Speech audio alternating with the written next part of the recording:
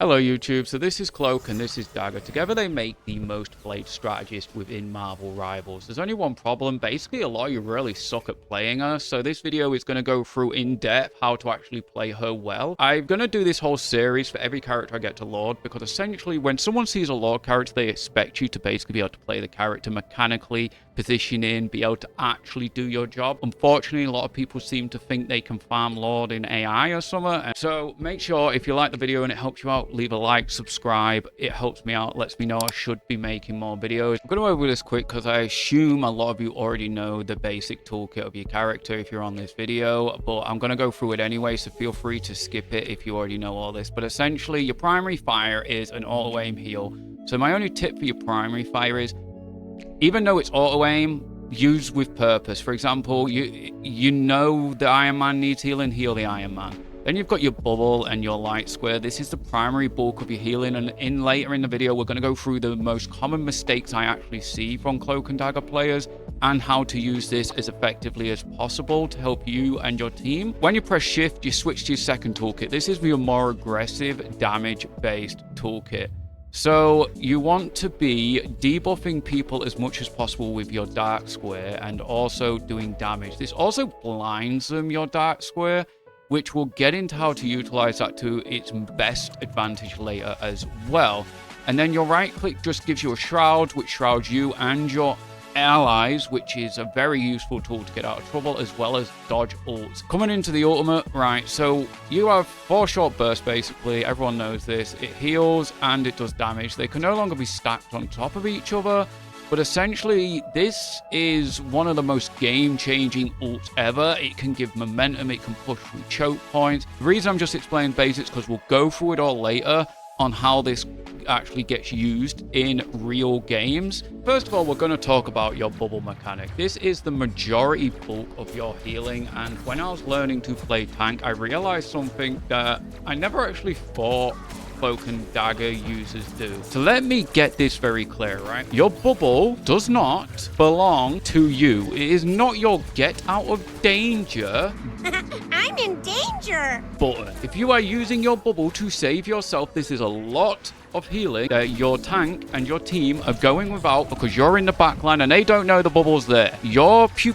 pew pew pew primary fire does so little healing that if you're saving your bubble just in case you get attacked, you are literally throwing the game. Well, you can't expect to win them all.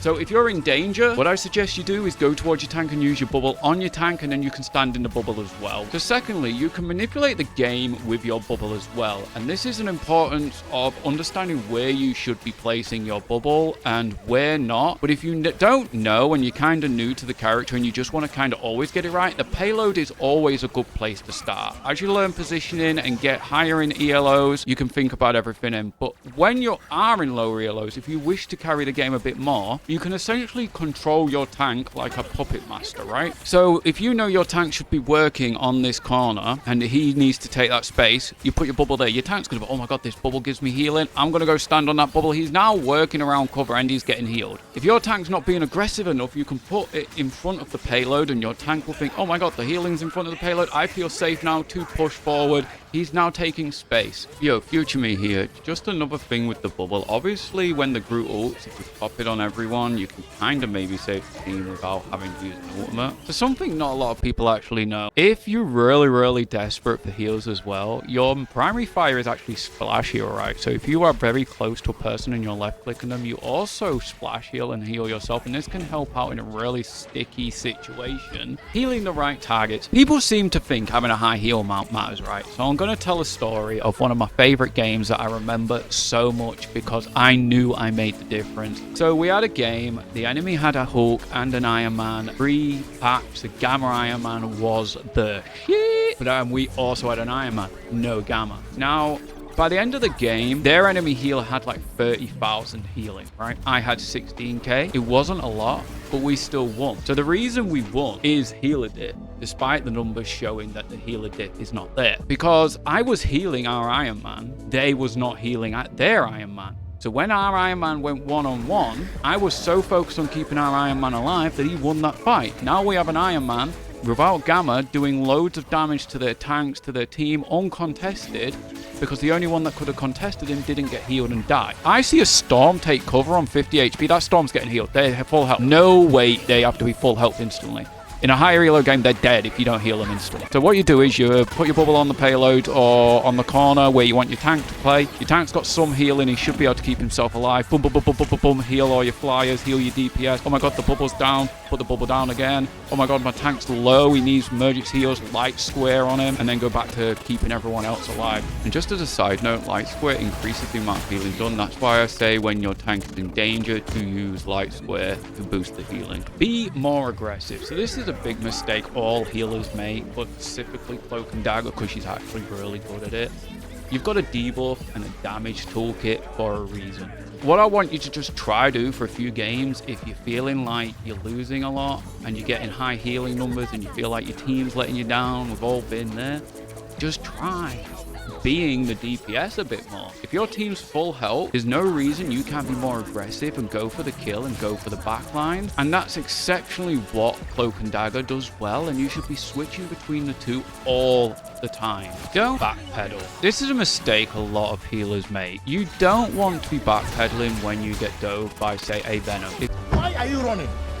Why are you running? If you are walking backwards, your team cannot help you. What I would advise you do in this situation is shroud, go up, drop a bubble on the payload, land with your tank. This will force anyone diving you to come towards the combat, which they probably can't handle. If you're really far back and you're getting dove and you're backpedaling, you're essentially throwing the game because you're not going to survive anyway, and you've just stopped your tank getting healed, so now your tank's dead. I know it's kind of natural when you're playing a support or a healer to feel like you should be behind everyone and at the back, but that is not necessarily always the case. So now let's talk about Cloak and Dagger's ultimate, how to best use it, how to avoid some of the counters to that ultimate, and basically just get the most use out of it. So firstly, my most favorite way to use Cloak and Dagger's ult is to go straight into the backline. But before you do this, you want to be in cloak form. Firstly, the reason you want to be in cloak form, or at least cloak form after you come out of it, is because if you've got a Magneto about to ult you, usually you can shroud the moment your ult ends and get away from it, because they're going to try and get you as your ultimate ends. But you also, as you're ulting, if you see a Magneto, you want to take a weird angle, you want to try and get under cover when you finish. Worst comes to worst, at least wait until he's used his ultimate for someone else, then ult.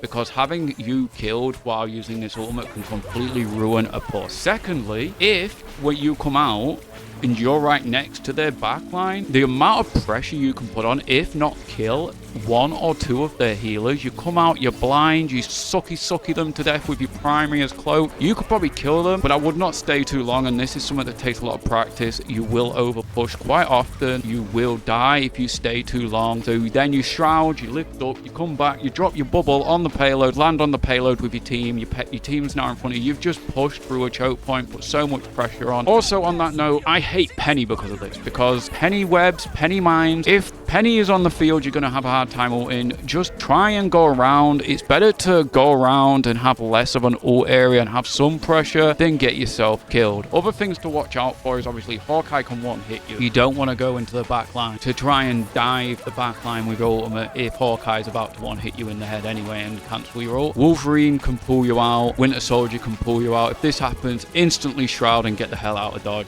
and save yourself. So how to counter other people's ultimates is pretty straightforward with Cloak and Dagger. You press your shift, you go into cloak form, and you shroud. If you time this well enough, you can not only save yourself but other people from ultimates like Iron Man and so forth. The biggest thing you can do as a healer is to not die to really obvious ultimates and to feel like it's going to come. So just really practice with Cloak and Dagger, especially because she has the best survivability ever. You should die the least on your team. So one of the biggest problems I see that a Cloak and Dagger has is they're constantly, oh my god, deal with the Spider-Man. The Spider-Man is killing me. Like, yeah, the Spider-Man's killing you, but you know why? Make Spider-Man my bitch.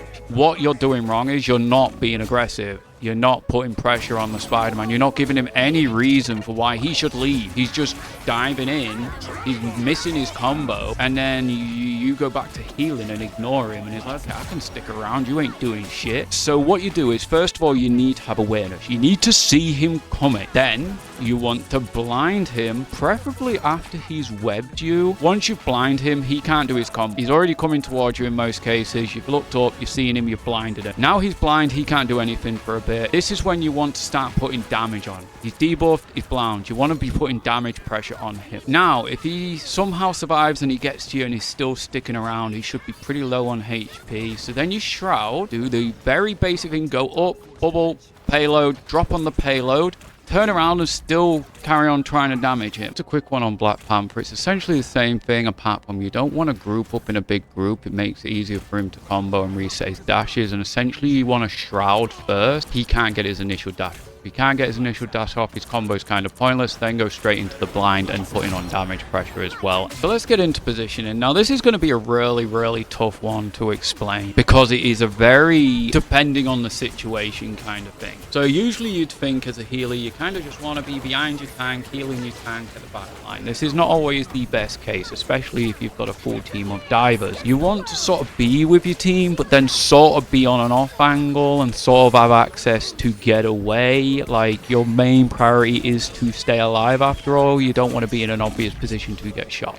Hopefully you've got a good tank that kind of wants to look after you, but essentially if you're getting dove, you kind of want to be closer to your tank, on a corner maybe, out an off angle, maybe where someone can't just shoot you because you're in an obvious sight. You want to be moving around fairly a lot, jumping up and down. You want to be a hard target to hit. Worst comes to worst, there's been several cases I'm just putting bubbles on the payload and I'm jumping around the payload like a mad crazy man. Like, it's really hard to kill a Cloak and Dagger, really hard. And I've held points with me and one tank just jumping around the payload with the tank. That's everything I've got to say on Cloak and Dagger. Probably my most played character. The next character I decided to learn was Storm, because I figured get some hands-on experience being a DPS to make more of a difference in the game. So that's what the next video is going to be about.